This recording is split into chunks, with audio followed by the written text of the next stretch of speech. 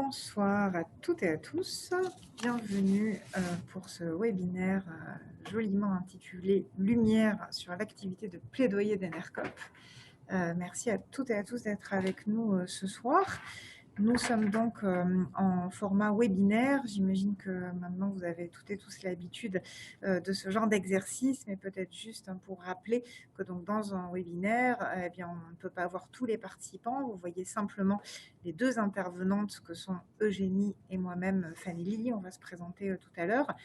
Nous allons donc nous intervenir et puis vous aurez vous la possibilité de poser des questions par le biais du chat que vous voyez donc en bas de ce Zoom. Appuyez sur le chat et en écrivant à All Panelists and Attendees si vous avez la version anglaise, tous les panélistes et les participants si vous avez la version française, de manière à ce que tout le monde puisse voir les questions que vous poserez et puis donc on y répondra au fur et à mesure tout à l'heure.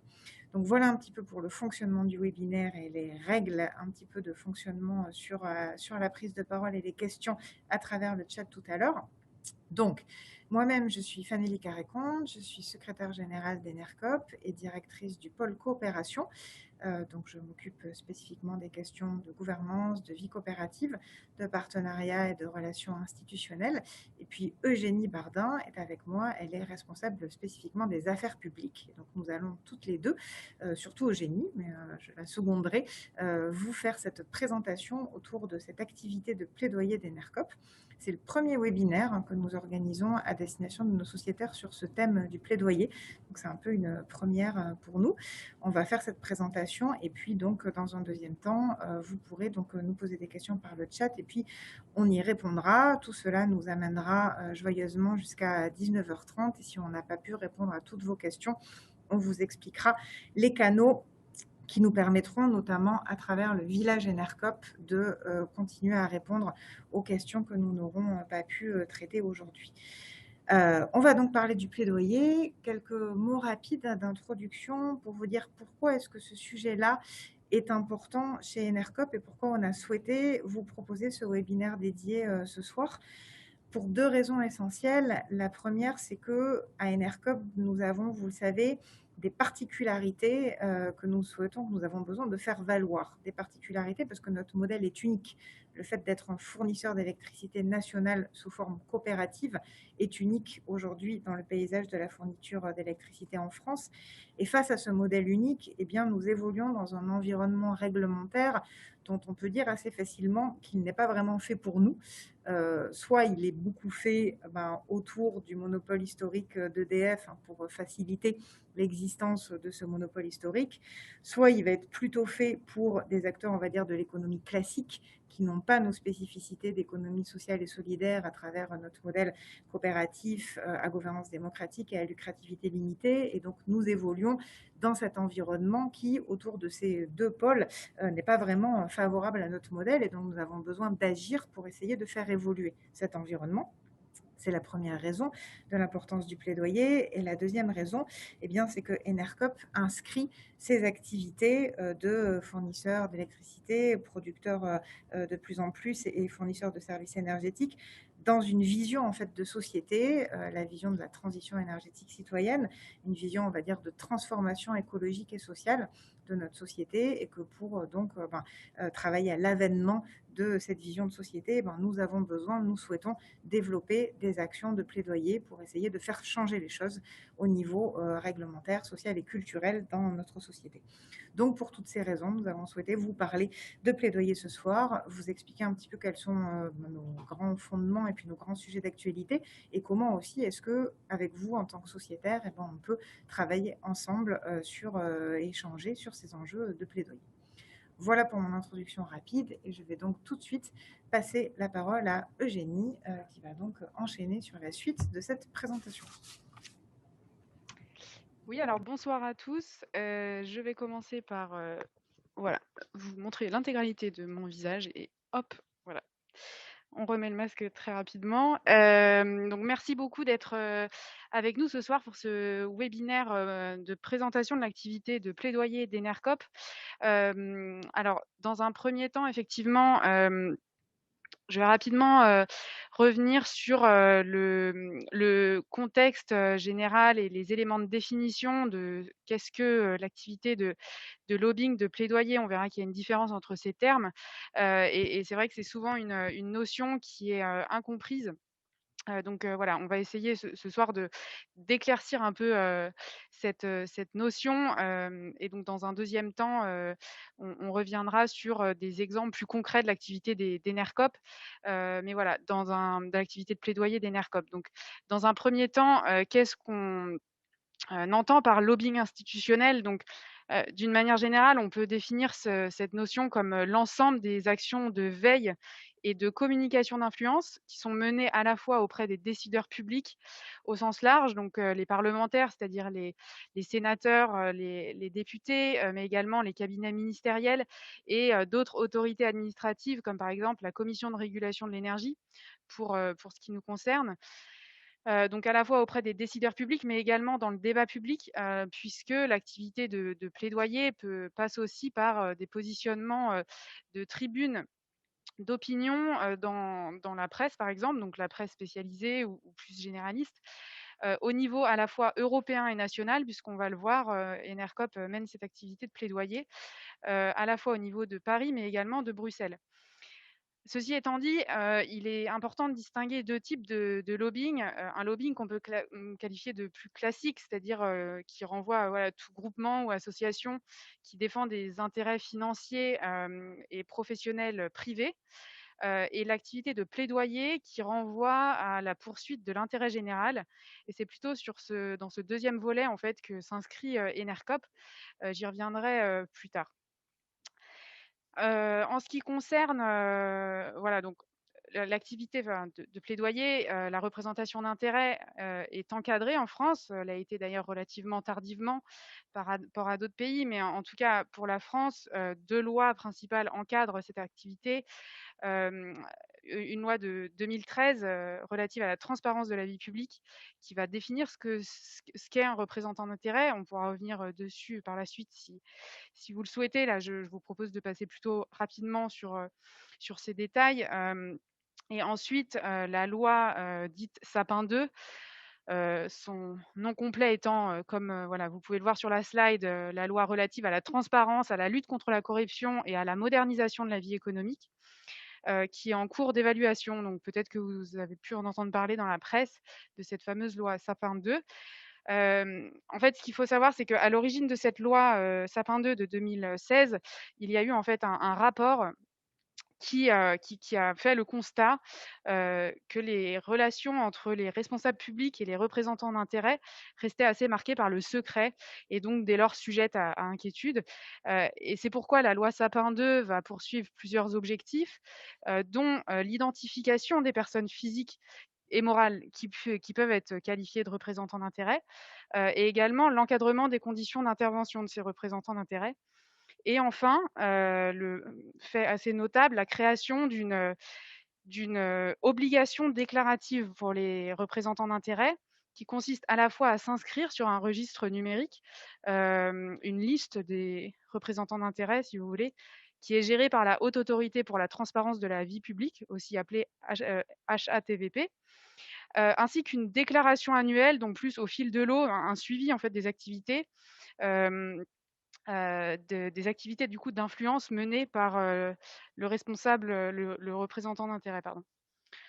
Il faut également noter qu'il existe depuis d'ailleurs plus tôt qu'en France, hein, au niveau de l'Europe, donc à Bruxelles, un registre également de transparence des institutions européennes sur lequel les représentants d'intérêt agissant au niveau européen sont tenus de s'inscrire et qui permet par exemple, concrètement, l'accès aux, aux institutions européennes, aux bâtiments, quoi. Ensuite, peut-être que non, je vais du coup enchaîner sur un zoom sur le plaidoyer chez Enercop après cette entrée en matière un petit peu plus globale sur le contexte et donc la réglementation. En ce qui concerne donc, chez Enercop, c'est vrai que le choix a été fait très tôt d'avoir une personne dédiée pour le plaidoyer, ce qui est assez inédit, hein, chez un fournisseur de taille modeste comme Enercop. En fait, ça renvoie en fait à la volonté stratégique d'Enercop et ça participe à son positionnement militant donc de la coopérative pour la défense et la promotion d'un modèle de transition énergétique et sociale, comme le rappelait Fanelli en introduction. Et c'est en cela en fait que l'approche d'Enercop de l'activité de plaidoyer va différer de la conception classique de l'activité de représentation d'intérêt. Donc en fait, comment Enercop mène ses activités de plaidoyer, à la fois individuellement, mais aussi et surtout collectivement, ce qui explique notre présence dans plusieurs associations et collectifs d'acteurs. Pour n'en citer qu'un, il y a par exemple le collectif pour l'énergie citoyenne, qui a été créé d'ailleurs par Enercop en amont des dernières élections présidentielles et qui rassemble des acteurs assez diversifiés, mais tous impliqués sur la thématique de l'énergie citoyenne, donc à la fois des ONG, par exemple le WWF, Greenpeace, mais également des réseaux de collectivités comme Amorce, ou bien encore des acteurs de l'énergie citoyenne comme Énergie Partagée et donc Enercop également. Et également, vous pouvez voir sur la slide donc le logo de RESCOP EU, qui est la Fédération européenne des coopératives d'énergie et qui, j'y reviendrai, donc agit au niveau plutôt européen, mais c'est un autre exemple de fédération dont est membre Enercop et qui permet justement voilà, de fédérer et de porter au niveau européen la voix de l'énergie citoyenne. Ensuite, dernier point, on parlait tout à l'heure de la réglementation. Donc évidemment, Enercop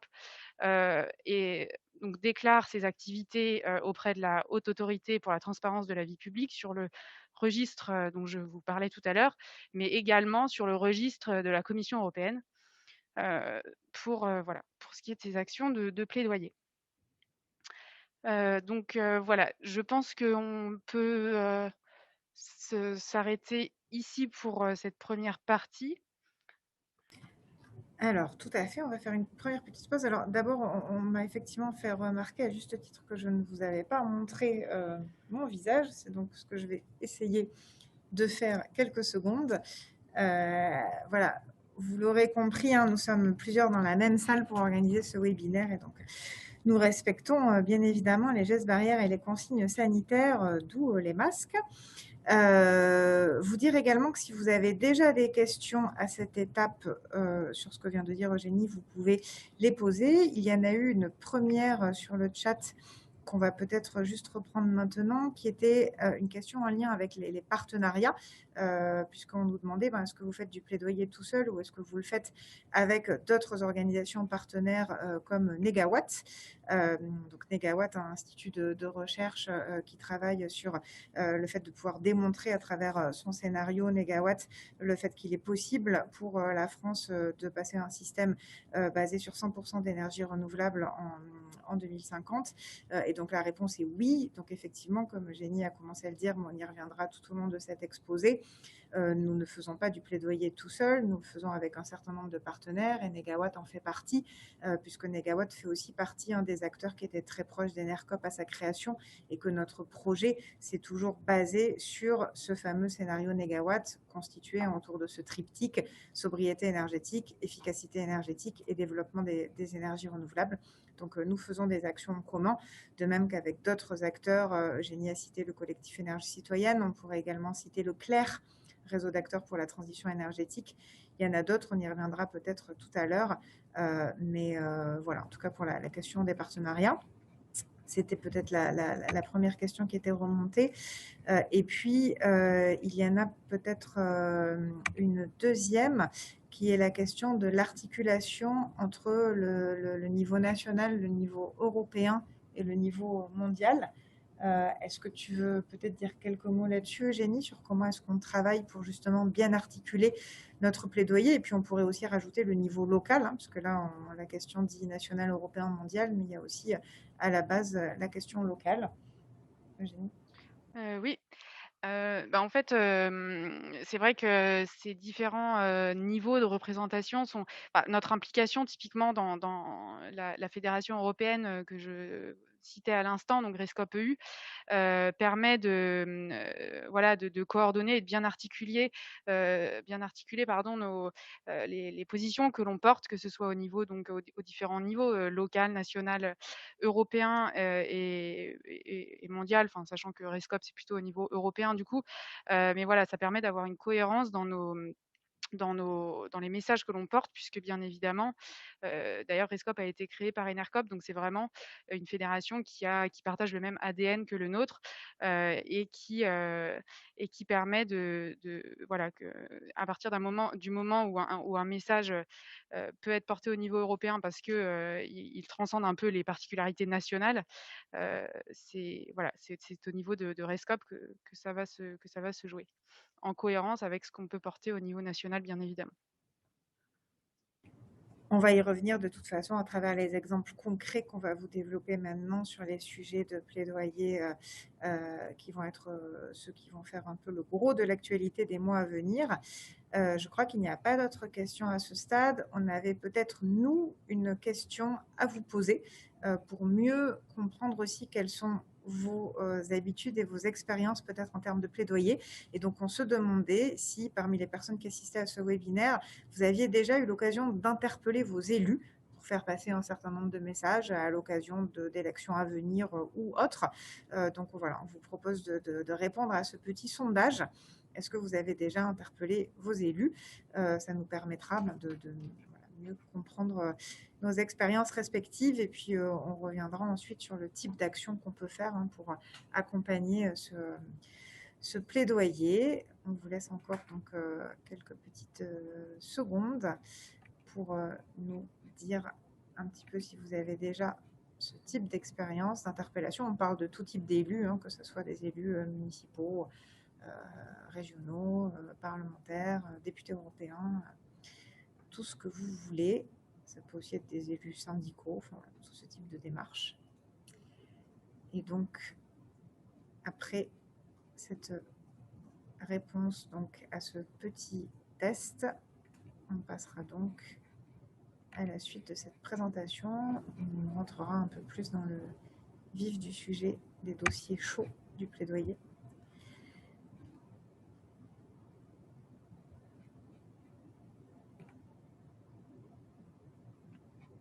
Alors, attendez, parce que je regarde en même temps les questions.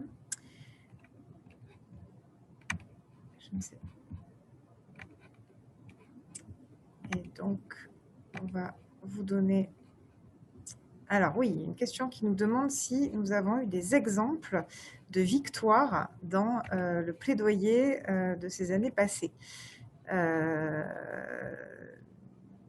Eugénie, est-ce que toi tu as des exemples de victoires de plaidoyer ces années passées? Oui, mais je ne vais pas en dire plus parce que c'est justement le sujet suivant, victoire. Alors pas au niveau national celui-là, mais au niveau européen. Donc voilà, j'en dis pas plus et pour en savoir plus, il faudra rester après ce sondage.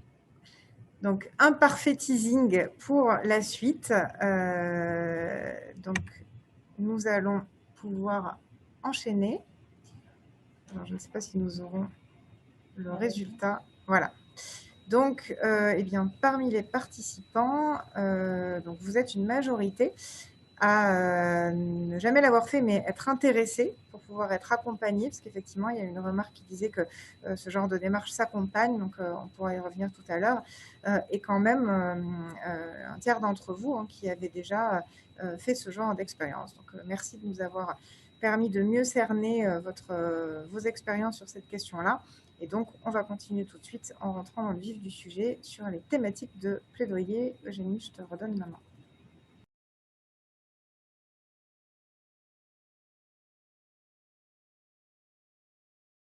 Oui, alors du coup, à présent, après voilà, cette première partie un peu plus conceptuelle, on va rentrer donc dans le concret, dans le vif du sujet, avec quatre exemples parmi d'autres, mais les 4 principaux sujets de plaidoyer en 2021. Je vous présenterai les 3 premiers et Fanelli terminera avec le dernier. Donc, nous allons évoquer les élections régionales, le label électricité verte, les communautés énergétiques et enfin donc la réforme d'EDF. Concernant les élections régionales, c'est effectivement un sujet sur lequel Enercop se mobilise, puisque les régions sont en effet en première ligne pour le développement des ENR citoyennes sur leur territoire. Et donc, ce travail de plaidoyer va être fait, c'est un exemple de plaidoyer qui est fait encore une fois en collectif, puisque par le biais de collectifs dont on est membre, qui est le collectif pour la transition citoyenne, nous participons au projet du pacte. Sans rentrer dans le détail, c'est un projet qui a élaboré, en fait, qui a travaillé sur un ensemble de 36 mesures concrètes à proposer aux candidats.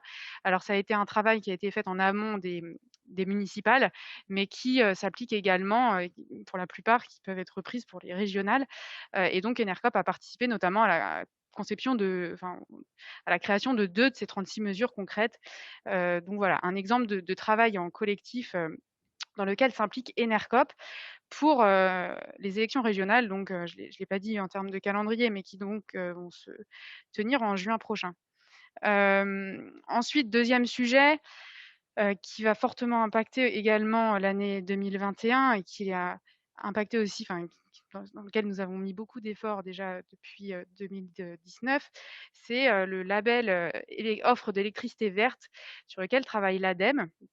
Alors peut-être un rapide rappel du contexte et historique. En fait, l'ADEME a fait le constat il y a 2-3 ans du manque de transparence criant sur le marché des offres d'électricité verte et la difficulté que rencontraient les consommateurs pour différencier les différents types d'offres vertes sur le marché.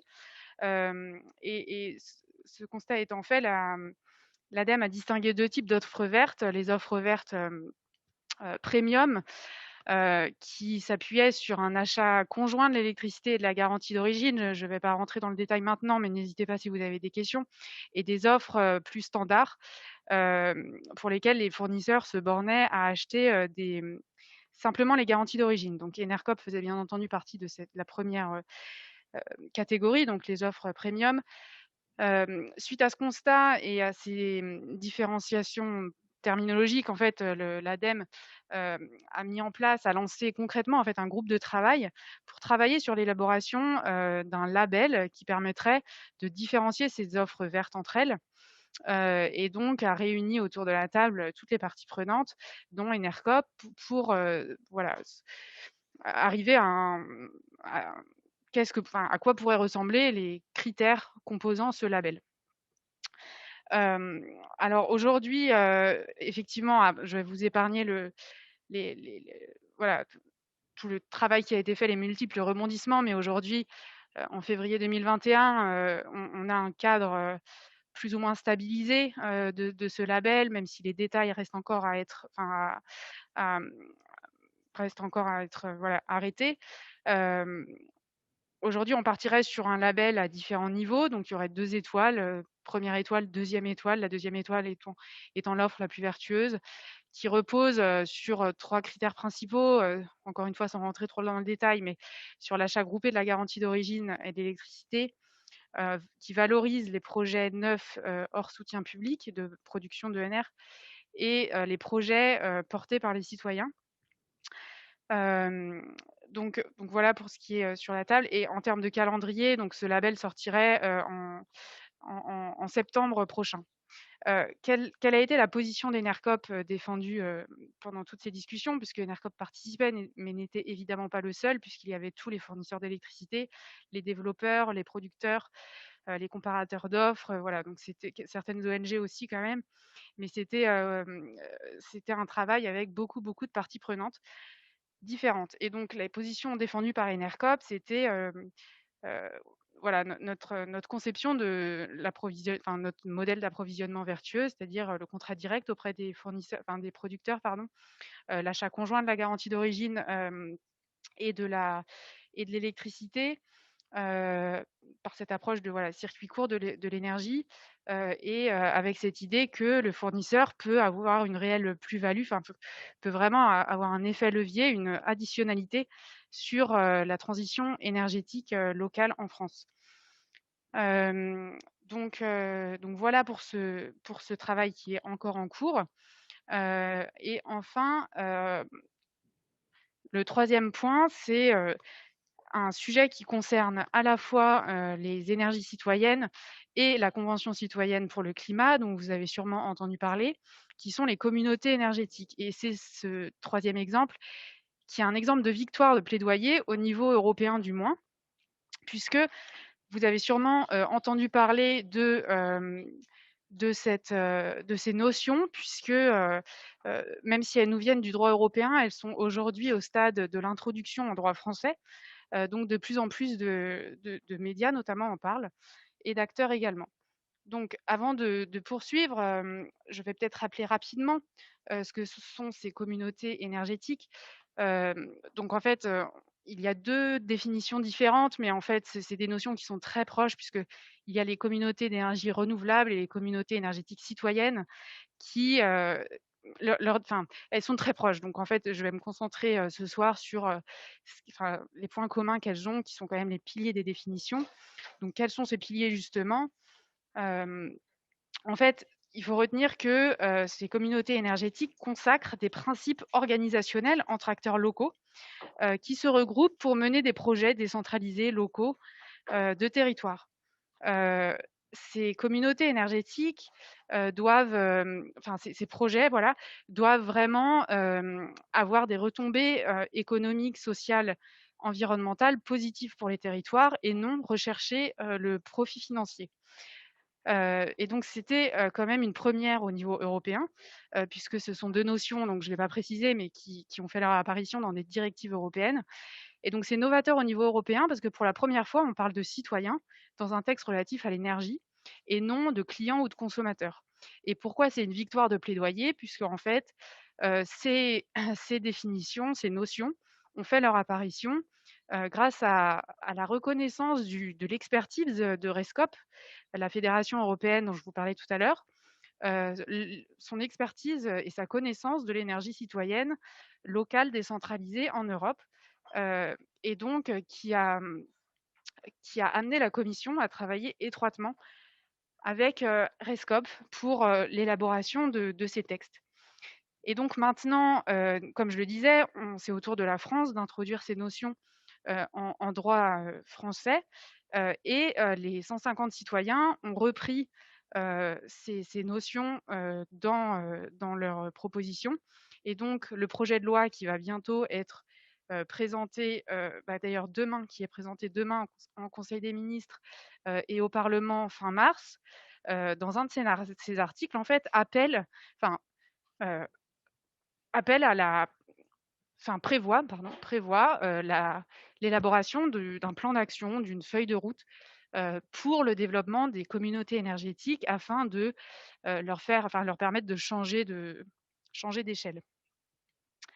Vous me direz, mais quel intérêt pour la France, enfin pourquoi Enercop, enfin quel est l'intérêt pour Enercop de se mobiliser sur le sujet? Enfin, il y a déjà des projets citoyens en France. Est-ce que ça ne va pas rajouter une couche supplémentaire et de la complexité à la réglementation qui est déjà quand même assez complexe en droit de l'énergie?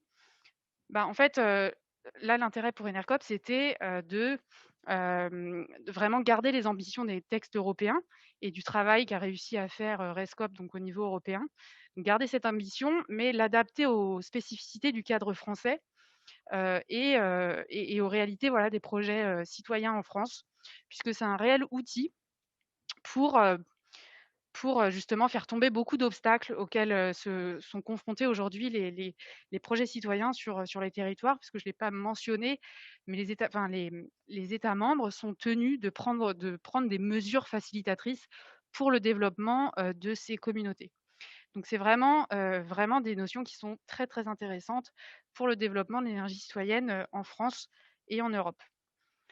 Je pense que j'ai déjà un peu dépassé mon temps, donc je vais m'arrêter là, mais en tout cas, on pourra, revenir sur, ces 3 sujets, lors des échanges qui vont suivre, cette présentation. Et sans plus tarder, du coup, je vais laisser, Fanelly prendre, le dernier point.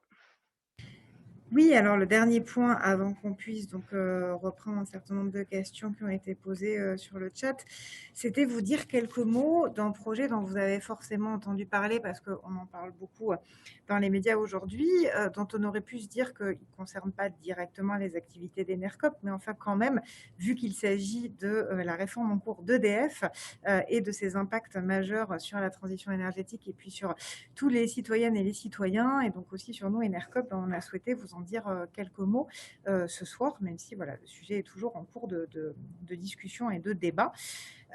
Donc la réforme d'EDF, rapidement, vous en avez probablement entendu parler. En fait, il y a deux sujets derrière ce sujet. Le premier sujet, c'est la question d'un mécanisme particulier qu'on appelle le mécanisme de l'AREN.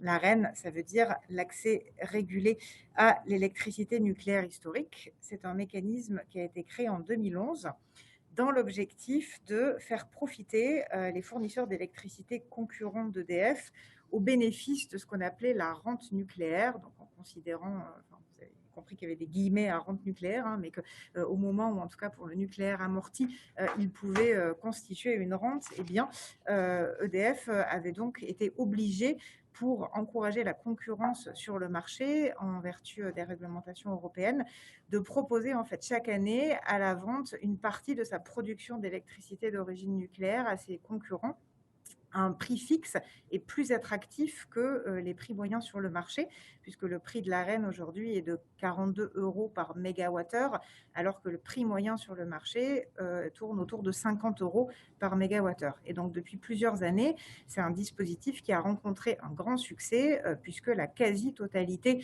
des fournisseurs concurrents alternatifs à EDF ont bénéficié de ce mécanisme de l'Arenh. On a utilisé la métaphore de ruée vers l'or nucléaire autour de ce mécanisme.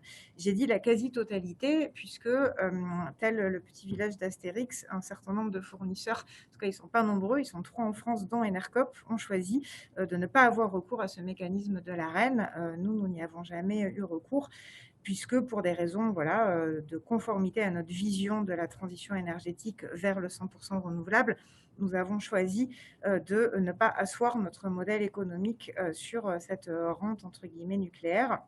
Et donc, nous avons assumé de ne pas profiter de ces opportunités financières qu'aurait pu représenter pour nous ce mécanisme. Mais donc, néanmoins, la grande majorité des fournisseurs s'en servent de plus en plus. Et donc, c'est un mécanisme qui pose beaucoup de problèmes à EDF et au gouvernement, puisque de fait, il est accusé d'être responsable d'un sous-financement de l'opérateur historique EDF, qui donc, à travers ce mécanisme, souffre d'un manque à gagner par rapport à ses enjeux économiques et financiers. Et donc, c'est pourquoi la France a souhaité demander à Bruxelles une révision de ce mécanisme pour permettre à EDF de vendre moins cher sa production à ses concurrents et donc de perdre moins d'argent autour de ce mécanisme d'EDF, de l'Arenh, pardon. Et c'est là où intervient en fait le deuxième volet de cette réforme, qui est que, en contrepartie de cette demande de révision du mécanisme de l'Arenh, eh bien la France s'est engagée auprès de Bruxelles, toujours pour satisfaire aux exigences réglementaires de Bruxelles sur les enjeux de concurrence, à scinder, donc c'est ça le fameux plan Hercule, à scinder EDF en plusieurs entités. Une entité qui s'appelle EDF Bleu, qui s'appellerait EDF Bleu et qui regrouperait donc l'ensemble des activités nucléaires de l'entreprise, à la fois le parc existant et puis les peut-être futurs EPR. Donc ça serait 100% en public. Une deuxième structure qui s'appellerait EDF Vert, qui rassemblerait le réseau de distribution Enedis et puis les énergies renouvelables. Et donc là, on aurait une ouverture à capitaux privés, privatisation donc de cette filiale EDF, de cette structure EDF Vert. Et puis une troisième structure, EDF Azur, qui, elle, serait concentrée sur les barrages hydroélectriques. Donc on en est là aujourd'hui, cette réforme avec ce double enjeu, une demande de révision du mécanisme de l'Arenh et en contrepartie, un engagement de la France à scinder EDF en plusieurs entités. Aujourd'hui, on sait, je dis on sait, en même temps on ne sait pas, parce qu'un des problèmes majeurs de cette réforme, c'est qu'elle est négociée et gérée de manière très peu transparente. Tout le monde, y compris les parlementaires, les organisations syndicales, tout le monde a demandé au gouvernement de faire la transparence sur les négociations en cours avec Bruxelles. Mais pour l'instant, tout ça reste très opaque. Donc, on croit savoir que les négociations sont difficiles. Il n'y a pas de calendrier précis ni de précision sur la façon dont s'avancent ces négociations. Mais en tout cas, on sait que c'est un gros sujet pour les semaines et mois à venir. Et donc, qu'est-ce qu'on a fait, nous, ENERCOP, par rapport à ça? Eh ben, on a considéré que c'était de notre responsabilité de dire un certain nombre de choses, en tout cas d'essayer d'ouvrir le débat autour de cette réflexion sur la réforme d'EDF, en considérant d'abord, c'est le premier point, que finalement, c'est un sujet qui nous concerne tous, toutes et tous, et là je ne parle pas simplement en tant que fournisseur d'électricité, aussi toutes et tous en tant que citoyens, puisque l'impact qu'a EDF sur la transition énergétique a forcément un impact sur les citoyens, à la fois en termes de choix de société et puis aussi de conséquences en tant que contribuables. Ensuite, on a souhaité porter un discours et on l'a fait à travers notamment plusieurs tribunes par la presse que vous pourrez retrouver sur notre village ENERCOP, j'y reviendrai après, demander à ce que les questions démocratiques soient au cœur de ce débat, en disant qu'aujourd'hui, il ne nous paraissait pas du tout acceptable que sur des sujets pareils, les citoyens soient tenus à l'écart de ces grands choix d'orientation énergétique, la réforme d'EDF, mais aussi, parce que c'est quand même le point de départ, la question de la stratégie de la France en matière de trajectoire énergétique, et notamment cette question de la stratégie nucléaire. Vous savez qu'aujourd'hui, le gouvernement ne s'est pas prononcé sur le fait de savoir si on allait ou non construire de nouveaux EPR. Il nous semble que ce sujet est un sujet qui a des conséquences très fortes en termes écologiques, évidemment, en termes de risques, aussi en termes sociaux, en termes économiques sur la société. Et donc, il nous semble qu'il n'est pas acceptable, encore une fois, que ces questions-là soient soustraites du débat démocratique avec les citoyens. Et donc, on a plaidé fortement pour que ces choses-là se fassent de manière large dans le débat public. Ensuite, on a également dit que la réforme actuelle nous semblait poser des problèmes, la réforme prévue, la réforme Hercule dont je viens de parler, et ne pas être bénéfique pour la transition énergétique, puisque cette logique visant à nationaliser ce qui va coûter le plus aux citoyens dans l'avenir, à savoir le nucléaire, et de l'autre côté à privatiser ce qui pourrait rapporter, entre guillemets, les énergies renouvelables, nous semble être une manière un peu particulière d'associer les citoyens aux bienfaits de la transition énergétique. Et donc, nous rejoignons un certain nombre d'acteurs qui s'inquiètent à la façon dont la réforme est en train de se positionner. Et puis enfin, nous avons aussi fait des propositions sur le mécanisme de l'Arenh, dont je vous parlais tout à l'heure, en considérant nous aussi que ce mécanisme posait un certain nombre de soucis. Et donc, nous avons fait un appel aux autres fournisseurs alternatifs d'EDF en leur proposant la chose suivante, en leur disant, écoutez, faites comme nous, d'une certaine manière, refusez à bénéficier de vos droits à Arenh, de l'opportunité financière que ce mécanisme pourrait vous apporter. Et en contrepartie, demandons à ce que la somme financière que récupérerait ainsi EDF serve à accompagner sa mutation vers le 100% renouvelable, puisque nous avons bien conscience que si on veut accompagner EDF dans sa transition et réussir à construire une véritable stratégie de sortie du nucléaire, il faut des moyens pour cela, pour financer la fermeture des centrales, les plans de transition professionnelle, etc. Et donc, nous avons proposé à ces fournisseurs alternatifs, à nos concurrents, de prendre un peu cette position particulière qui est de dire, au-delà de nos enjeux personnels, essayons de prendre une posture d'intérêt collectif pour trouver des moyens d'accompagner EDF dans une mutation vers le 100% renouvelable. Voilà, on pourra vous détailler tout cela en vous renvoyant notamment aux tribunes que nous avons fait publier. On voulait simplement ouvrir un petit peu ce débat. Évidemment, il y a beaucoup plus de choses à dire sur cette question de la réforme d'EDF que ce que je vous ai présenté là, mais dans le temps imparti, on souhaitait vous faire une première petite présentation des prises de position que nous avons commencé à prendre et qui sont toujours en constitution, parce qu'il y a encore beaucoup de débats avec différentes parties prenantes à tenir sur ces questions. Il est donc 19h10 et donc je crois qu'il nous reste à peu près 20 minutes pour pouvoir continuer les échanges avec vous à travers le chat. Alors je vais me tourner vers les questions qui ont déjà été posées. Alors, on va peut-être les reprendre dans l'ordre, avec notamment des premières questions. Alors, il y avait une question qui était posée au tout début, qui posait la question du fonctionnement un peu d'Enercop autour du plaidoyer sur la question des coopératives locales, puisque donc vous savez peut-être que Enercop est un réseau de coopératives. Il y a une coopérative nationale et 10 coopératives locales. Et donc, on nous a demandé si les coopératives locales étaient sensibilisées ou formées pour faire du plaidoyer local.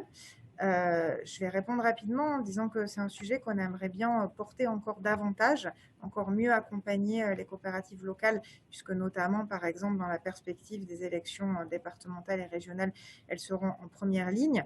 Mais donc voilà, il y a déjà un certain nombre de choses qui sont faites, et notamment, il nous est arrivé, par exemple, je pense à ce qu'on avait fait lors des dernières élections législatives, il y a 4 ans, de produire des documents supports, un kit d'interpellation avec des notices qui permettaient à ces coopératives locales de pouvoir interpeller leurs élus ou futurs élus autour des enjeux de plaidoyer. Donc voilà, on essaie de faire ce travail d'accompagnement au sein de notre réseau.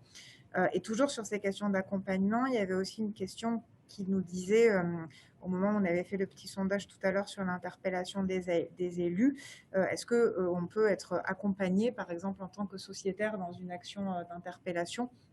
Et là aussi, je crois que l'exemple que vous a donné Eugénie sur la question du pacte pour la transition citoyenne parlait un peu de cette question d'accompagnement, puisque dans la logique du pacte, il y avait des groupes locaux de militants du pacte qui organisaient, à l'appui de documents supports, l'accompagnement des personnes qui faisaient ce travail d'interpellation des élus. Donc nos sociétaires qui ont participé à cette action étaient accompagnés dans le cadre de ces groupes locaux du pacte. Voilà donc un petit peu pour les questions un peu génériques du début. Alors après, il y a eu des questions sur la question du label. Question un peu remarque, mais peut-être Eugénie, tu vas pouvoir développer. Notamment, donc, on disait sur Internet, tous les fournisseurs proposent de l'électricité verte. Est-ce que c'est bien ça l'intérêt d'un label clair? Et donc peut-être que tu peux compléter Eugénie par rapport aux enjeux autour de ce label, justement sur la différenciation entre les offres vertes. Oui, alors en effet, ce label, ne va pas empêcher les fournisseurs de dire qu'ils, proposent des offres vertes. Donc ça va pas porter sur cette terminologie, ça va plutôt être sur, voilà, certains fournisseurs vont pouvoir avoir des offres qui, sont estampillées du label ADEME, et ce label est garant, voilà, de critères sur lesquels, voilà, nous travaillons depuis 2 ans, enfin du respect des critères du coup du label, puisqu'il y a également tout un travail d'audit qui est mené derrière. Évidemment, ce n'est pas un label, enfin c'est soumis à contrôle évidemment les obligations enfin les déclarations des fournisseurs pour avoir ce label pour certaines offres, parce qu'il faut aussi préciser que c'est un label qui sera, non pas accolé, pour, l'ensemble des offres d'un fournisseur, donc pas une offre, pas un label fournisseur, mais bien un label offre. Donc un fournisseur qui propose différentes offres, voilà, il pourra labelliser telle offre, et pas l'autre.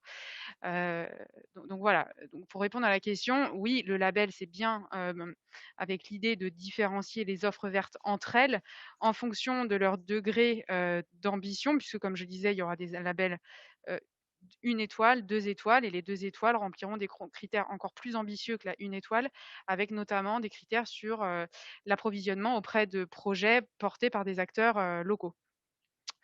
Donc voilà, très rapidement, j'espère que j'ai répondu à votre question.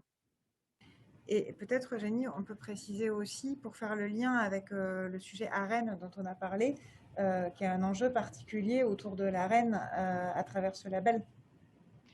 Oui, bonne remarque, Fanelly. Donc en fait, effectivement, alors, là peut-être, enfin, tout à l'heure, je suis passée très vite sur les multiples rebondissements, mais peut-être très rapidement, il y a eu quand même un moment donné où il y avait la proposition de la part de l'ADEME de faire en sorte que, l'accès au niveau le plus ambitieux du label soit réservé aux seuls fournisseurs qui renoncent à l'Arenh. Donc de faire de cette Arenh un critère, discriminant finalement. Finalement, voilà, l'ADEME est revenu sur cette proposition, et aujourd'hui, même un fournisseur qui a recours à l'Arenh pourra prétendre à ce label et au niveau 1 ou 2. 1 ou 2 étoiles. Par contre, il y aura une obligation de transparence, transparence de l'information qui porte notamment sur ce recours ou non à l'Arenh. Donc en fait, le fournisseur devra dire si, il a eu ou non recours à l'Arenh et donc ça permettra tout de même, de délivrer de l'information aux consommateurs sur ce dispositif particulier qui est l'Arenh, ce qui n'est pas le cas aujourd'hui puisqu'effectivement, on peut qualifier d'offre verte sans aucune autre indication, une offre qui est sourcée partiellement au nucléaire. Alors, ça, c'était les questions donc, autour du label. J'essaie de les faire un petit peu par thématique pour que ça soit plus compréhensible. Je ne crois pas qu'il y en avait d'autres. Ensuite, il y a beaucoup de questions et de réactions sur... Ah si, il y en avait une que je n'ai pas vue. On nous demandait est-ce qu'on pouvait donner des précisions toujours sur cette question du label, sur est-ce que ce label aura des conséquences négatives pour les fournisseurs non vertueux, soit ceux qui n'auraient pas le label, soit ceux qui auraient une étoile au lieu d'avoir 2 étoiles. Comment ça va se passer pour les fournisseurs qui n'auraient pas ce label? Quelles conséquences pour eux? En fait, tout va dépendre du nombre de fournisseurs qui se prêtent au jeu de la labellisation, parce qu'il faut savoir que ce n'est pas un label obligatoire. À la différence, par exemple, du classement Greenpeace des offres vertes, qui tentait de vraiment faire une liste exhaustive de toutes les offres vertes proposées sur le marché et de les classer. Là, on est face à un label qui est optionnel finalement. Donc, voilà, on ne peut pas répondre aujourd'hui à cette question. Ça va vraiment dépendre de s'il y a un fort engouement des fournisseurs autour de ce label. Et voilà, si les fournisseurs qui proposent de fausses offres vertes ou des offres non vertes se retrouvent marginalisés, dans ce cas, oui, on peut parler d'impact négatif. Si c'est un label qui finalement, auquel les fournisseurs font peu appel, l'impact sera moindre pour ceux qui ont des offres moins vertueuses. En tout cas, on est bien sur une logique de notoriété et de volontariat autour de ce label. Il y avait également une autre question que je n'avais pas vue tout à l'heure, qui était celle de savoir, puisqu'on a expliqué en termes de calendrier que ce label ne sortirait qu'en septembre. Et donc, on nous a demandé est-ce qu'il n'y a pas un risque que d'ici là, ce label soit vidé de son contenu et de sa valeur. Alors, aujourd'hui, on a quand même une architecture un petit peu stabilisée du label. On a le sentiment que l'ADEME, notamment, a vraiment la volonté de parvenir à quelque chose d'exigeant. Néanmoins, il est vrai, et on en a parfaitement conscience, qu'il y a beaucoup d'intérêts contradictoires et divergents autour de ce label, et que bien évidemment, il y a eu tout un tas de pressions d'acteurs qui n'ont pas nécessairement la même vision que nous de leur modèle d'approvisionnement de fournisseurs d'électricité, qui ont essayé de faire bouger un peu les lignes pour effectivement affaiblir ce label. Mais en tout cas, pour l'instant, voilà, on saura au mois de septembre comment est-ce que tout ça finira. Mais effectivement, on a bien conscience que tout ça reste un jeu d'influence entre acteurs et on fait tout ce qu'on peut avec ceux qui partagent nos valeurs et notre vision de la transition énergétique pour essayer de faire de ce label l'outil le plus exigeant possible. On aura l'occasion de vous en reparler une fois qu'on connaîtra sa version définitive. Alors ensuite, pour finir, il nous reste à peu près une dizaine de minutes. Quelques petites questions sur le débat sur la réforme d'EDF, même si on n'ira pas au bout parce que ça a suscité évidemment beaucoup de questions et d'interrogations et de remarques. On nous pose la même question donc, que tout à l'heure sur les relations avec Négawatt, quel lien entre Enercop et Négawatt sur le plaidoyer. C'est un lien qu'on cherche à faire et qu'on va continuer à chercher à faire.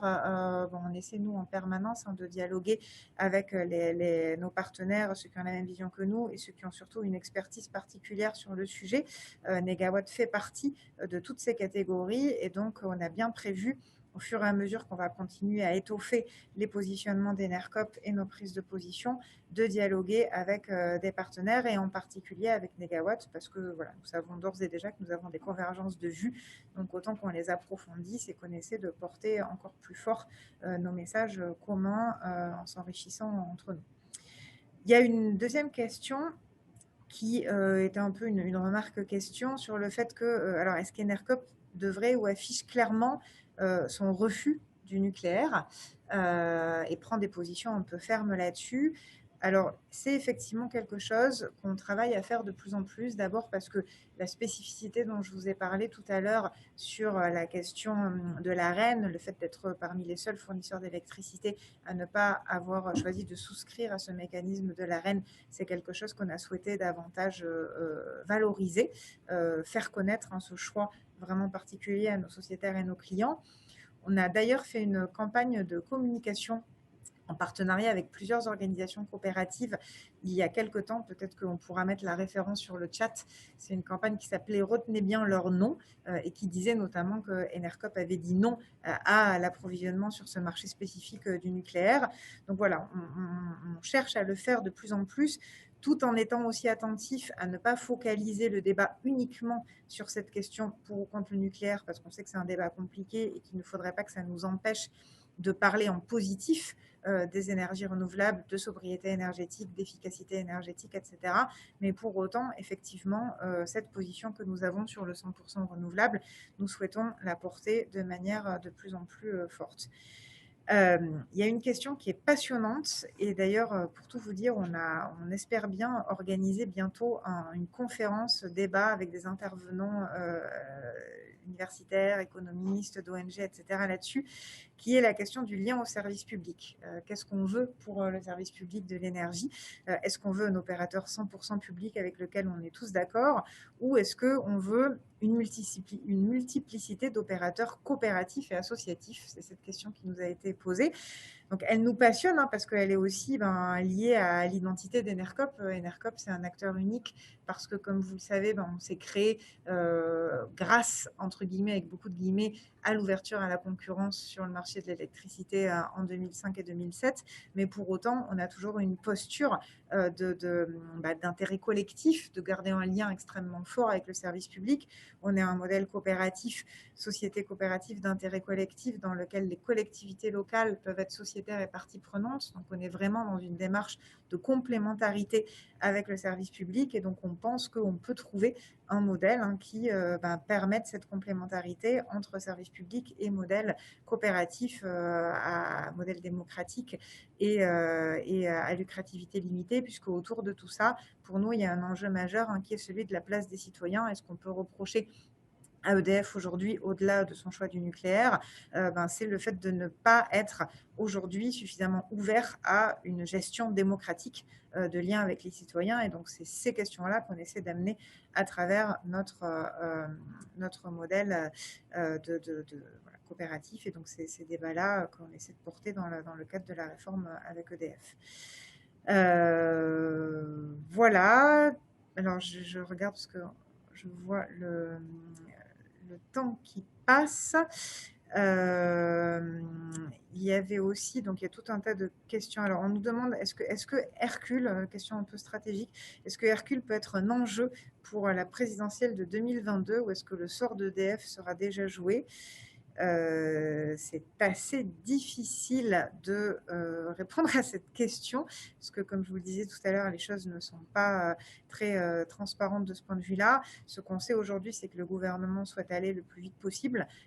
Après, quelle sera déjà la force de la mobilisation citoyenne autour de ça, et quelle sera de l'autre côté les réponses de Bruxelles, c'est difficile à dire. En revanche, je crois que ce qu'on peut dire, c'est qu'au-delà de la réforme, la question de la trajectoire énergétique de la France, et donc la question de la sortie du nucléaire sera là, je pense, un sujet de l'élection présidentielle de 2022. Et donc on souhaite, nous Enercop, avec nos partenaires, voir comment est-ce qu'on pourra faire en sorte que là vraiment les citoyens puissent se positionner plus clairement sur ce débat dont ils sont aujourd'hui malheureusement privés.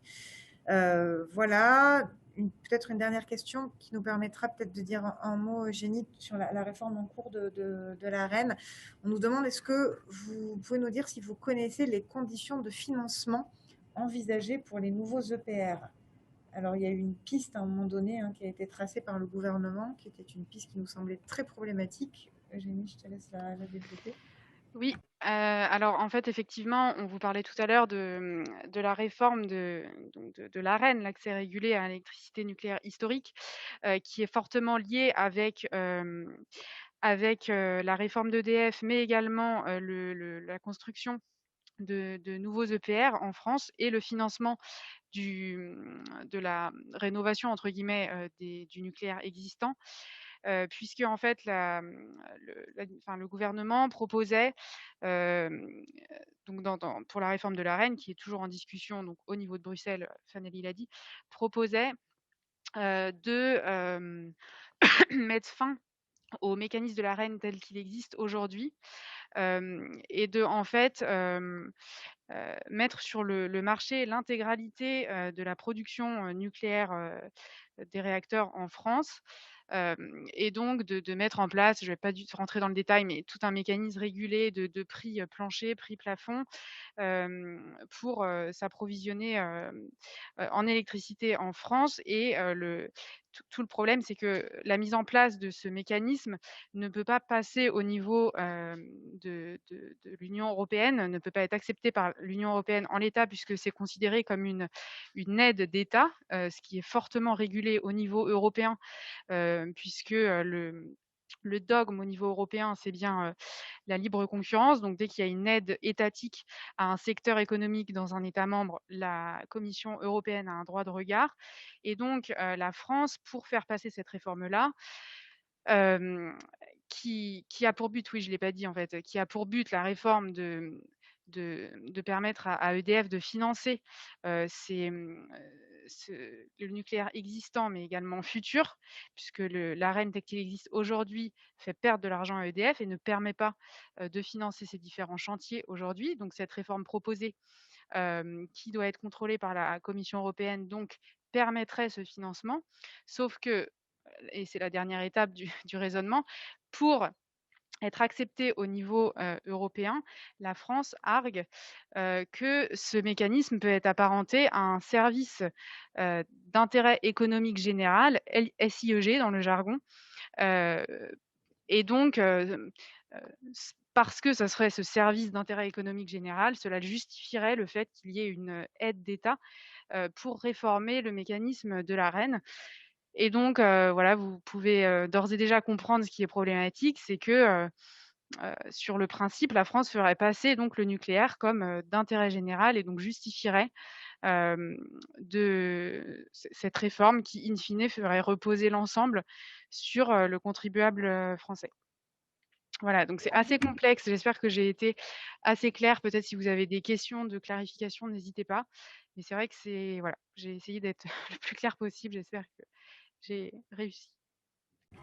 En tout cas, une autre facette des réformes en cours autour de tous ces sujets qui, là encore, ne sont pas caractérisés par leur transparence, puisqu'on parle très rarement de ces sujets-là, alors que, comme Jenny vient de l'expliquer, il y a des conséquences très concrètes sur toutes les citoyennes et les citoyens, notamment par leur statut de contribuable. Et donc, on va aussi contribuer à essayer de rendre ces débats encore plus transparents et démocratiques.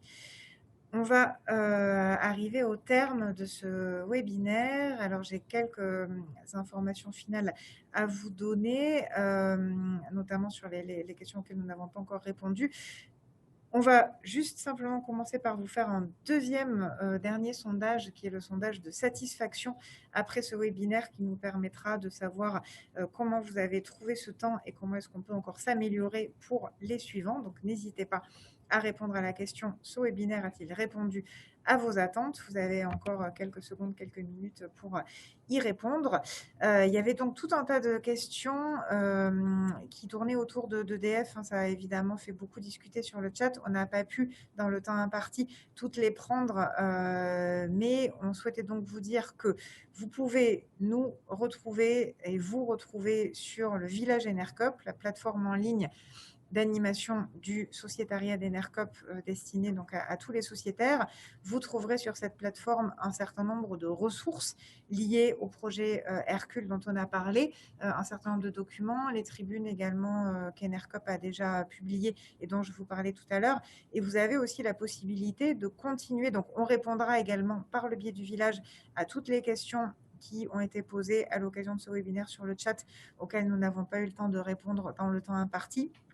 Donc, vous pourrez retrouver tout cela sur le village et vous pouvez également sur le village débattre, puisque c'est aussi une plateforme de débat et donc on peut se répondre en commentant les propositions des uns et des autres. Et donc, voilà, on espère vous retrouver bientôt sur ce village Enercop. Vous recevrez également la suite de nos actualités à travers différents supports, notamment les lettres d'information que vous recevez également par mail régulièrement en tant que sociétaire. Et donc, voilà, on espère aussi qu'on aura l'occasion de vous retrouver physiquement à l'occasion de notamment notre assemblée générale et nos assemblées générales dans toutes les coopératives Enercop qui devraient se dérouler entre mai et juin. On espère qu'on pourra à ce moment-là prolonger ce débat par des rencontres physiques. Et si on ne peut pas, on continuera à faire ça le mieux possible, notamment par le biais des visios et des webinaires. Donc voilà, merci beaucoup d'avoir participé à cette soirée. Merci à Nina, Lucie, qui était là aussi pour aider à la réussite de ce webinaire sur tous les aspects logistiques et de traitement et de réponse des questions sur le chat. Et puis, nous vous disons donc à très bientôt sur le village Enercop et puis dans le débat public pour continuer à faire la promotion d'une France 100% renouvelable et de la transition énergétique citoyenne. Les mentalités progressent et on espère qu'on finira bien à avoir plein d'autres victoires de plaidoyer que les communautés énergétiques renouvelables dont on vous parlait tout à l'heure. Puisqu'il n'y a pas de raison qu'il n'y ait que des mauvaises nouvelles. Donc, en mobilisant toutes nos forces, on espère qu'on continuera à faire réussir la transition énergétique. Merci beaucoup. Très bonne soirée et à très bientôt.